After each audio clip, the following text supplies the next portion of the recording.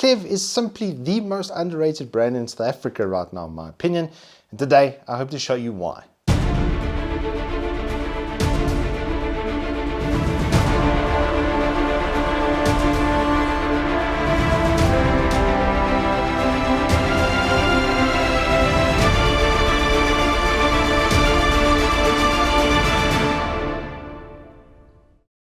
Good morning and welcome to Tortoise Tech. If you're new here, my name is Reese, full piece from KFC or WookIE XXXL. And I've been given Klevv XR 3600s, actually quite a while ago. I've had them and used them on various builds, tested them on both Intel and AMD, but now I've gotten two more 8 gigs and I'm going to give you a little insight to a piece I'm going to do a little bit later with that, where, well, you'll see basically as the review unfolds what I'm talking about. Now, Klevv is made in Korea. It used to be made in Taiwan before that, and it is a Taiwanese based company. And if we know anything about the Taiwanese, they have a penchant for quality. Asus, MSI and Gigabyte all come from that same tiny island of 29 million people. My first run-in with Klevv was their Cras XR set, which I've used extensively and continue to use on my test bench because the 3200 CL16 timings on those and the core says the Klevv was actually 1% faster in gaming. It was practically a dead heat where workloads like Cinebench and rendering and stuff was concerned. But for CPU and for gaming performance specifically, they were actually a bit better. Now I've done quite a lot of benchmarking with these 3600 CL18s in a dual channel setup and then had all 4 slots filled. But I have so much data for you, and to go over, we're going to do things a little bit differently. I'm going to now jump over to my PC and then we'll do a talking head piece with those live benchmark results. Alrighty, so performance testing. Let's go through a couple of things and try and break through the maybe bad old testing setups and stuff that I used to have, because I've made things maybe a little bit complicated, especially with my older data. So we have the 3600 megahertz memory. As you can see, it's running at just under 1800 megahertz, multiplies out to 3600. Windows recognizes as such, but there's your timings, and as you can see, the cache latency is set to 18 for this particular unit. I am running it on a new motherboard, so I have disabled PBO and all of the enhancements that we got from X470 to X570, because the testing that you see on the left was on X470 and it would have made things maybe not quite as apparently good as or worse as they are. We'll have to see how things go at the time. But the CPU in question here is the 3950X, and I do have it water cooled under the Xeon 280R. Is a good thing to take note of, and it has been pretty cool as far as things go. And in South Africa right now, it's a cold time.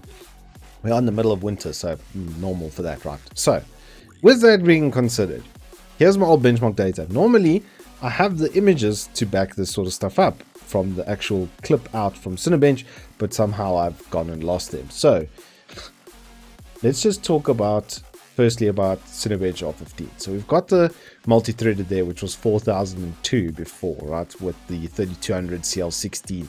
It's the Corsair kit that's normally 3466, but the DOCP timing is 3200 at CL16. So that's what it normally comes through at, and that scored 4002 points. Now, as you notice, the two scores over here, the top one there is with 4 8 gigs of 3200 meg or 3600 megahertz CL18, as you can see here. And then the lowest score here is with just 2 of the DIMMs.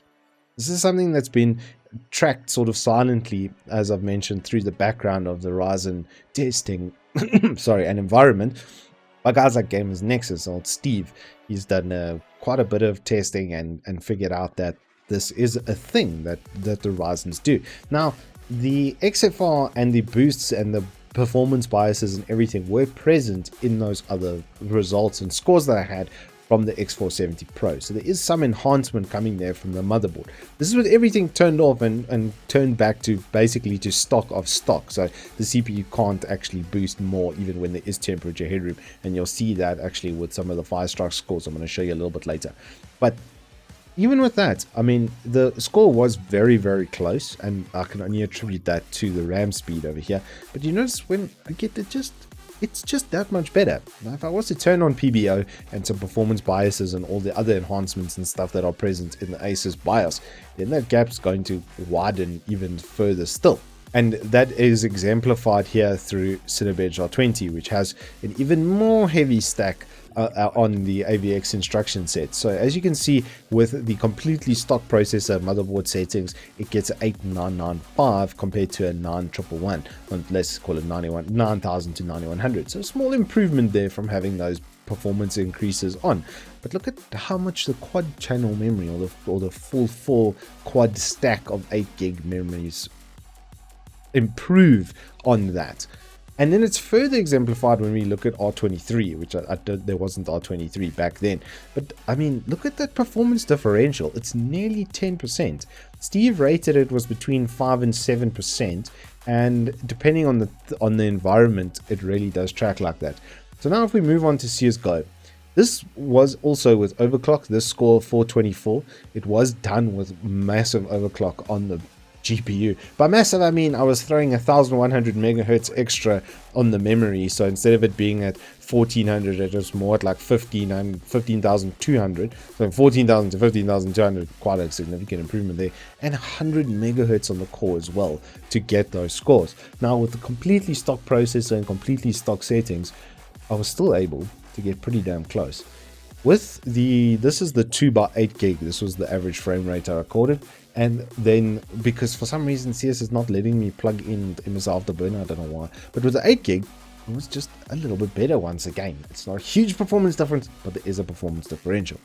Alrighty, so moving into 3 mark. Now this is where I can give you much better, more accurate information, because it stores absolutely everything online, which is absolutely fantastic, isn't it? So if you guys do want to check it out, my profile is under WookIE XXXL. I'm not signed in over here, but if just one word, WookIE XXXL, then you guys can see absolutely all of my runs, of which there are many. There's my username right there, so you guys can search by that, and then you can look at all of the runs. And this is one of the older ancestral runs where, as you can see, the clock frequency of the 3950X was reaching a much higher boost than it was on the stock settings. And as you can see, I had the Corsairs at 3200 megahertz CL16. This is from that kind of era. This was my old NVMe. I'm on a Hikvision and a 970 Evo, so I don't think there's going to be any variance from that.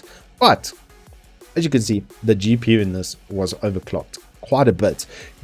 Especially the core clock frequency was boosting over 2000 megahertz consistently. Whereas if I compare it to the runs I've done with the 3600 mega memory, you'll notice the average clock frequency is nearly 100 megahertz less. The memory clock is also I think slightly less, unless I didn't do the memory overclocking at that point in time, which is worth a check. No, you can see the memory overclock was also present on that run. The temperature did increase by a whole 3 degrees. I don't think that's going to create much variance. But look at the clock frequency of the CPU, 300 megahertz slower. But this is now with that 8 gigs of the 3600 megahertz, which effectively runs at 3592 by this measurement. And as you can see, I've got the Samsung NVMe.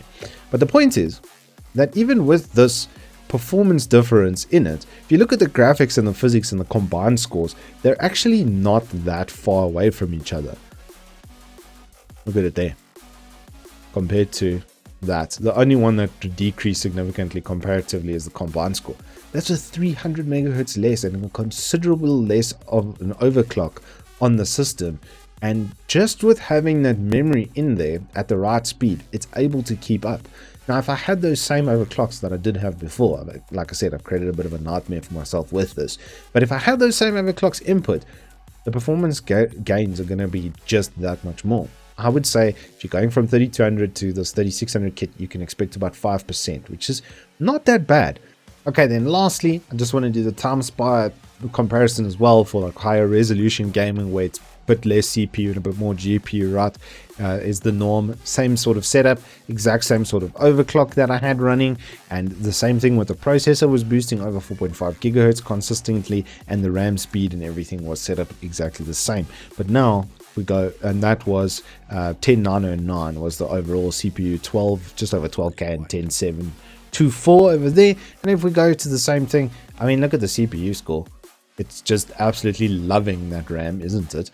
And it's exactly the same situation where the GPU has absolutely no overclock applied on it this time. The CPU is boosting 300 megahertz less, but the RAM is just carrying the score and carrying it into the top ends of that CPU performance, to the point that we're losing like 500 points, where most of it's clearly graphical score that's being lost because of that overclock. Because, well, there it is right in front of you, exactly the point I'm making. But look at that CPU score. The Ryzen absolutely loves fast memory. Even when the processor itself is clocked slower and running slower, it still runs faster just because of having the better RAM. And I think that has made my point succinct, hopefully. And I'm going to now throw it back to the studio. I think by what I've just shown you that it should be quite clear that two things are evidently happening here. Speed does result in a better performance on Ryzen. Even a 400 megahertz jump is actually going to, you know, tip the needle and make a difference. But this is something that has been tracked almost silently through the back of the AMD Ryzen environment right now, is that 4 RAM DIMMs actually make a massive performance difference, a noticeable performance difference. Instead of getting 2 16 gigs, or if you want to go for 64, then by all means get 4 16 gigs if that's what you absolutely need. But 4 DIMMs is categorically better than 2 on AMD, which is kind of cool. But as far as these Klevs go, they've got limited lifetime warranty. They've got a very good heatsink setup.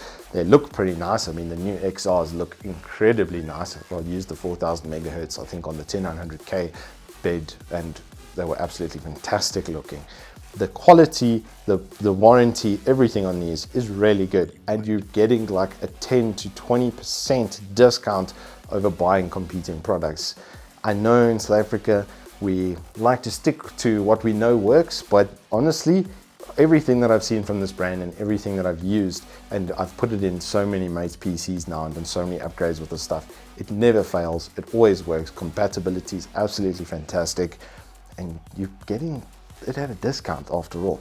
Anyway, that is all I have for you in this review. If you have enjoyed it, please hit us up with a like and subscribe, and I will see you on the flip side.